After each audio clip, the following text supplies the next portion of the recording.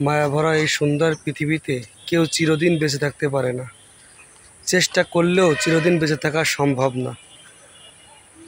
তাই যেখানে অনন্তকাল থাকতে হবে 3.5 হাত মাটির নিচেই, মাঝে মাঝে সেখানে আমি ঘুরতে আসি। ভালো লাগে না যখন মনটা অনেক খারাপ থাকে, তখনই আমি এই কবরস্থানে ঘুরতে আসি। ভালোই লাগে, তখন মনটা ভালো হয়ে যায়। তো আপনারা সবাই মাঝে মাঝে নিজ কবরস্থানে ঘুরতে যাবেন, দেখবেন মনটা ভালো লাগবে।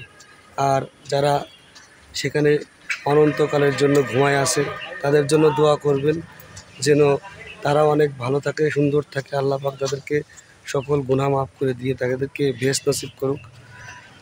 ঠিক আছে, আসবেন সবাই, দেখবেন, সবাই যাবেন, ভালো লাগবে।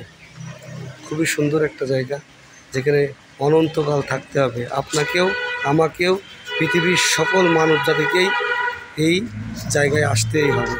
এটা বাধ্যতামূলক। কারণ যতই চেষ্টা করেন না কেন, কখনোই চিরদিন দুনিয়ায় বেঁচে থাকতে পারবেন না।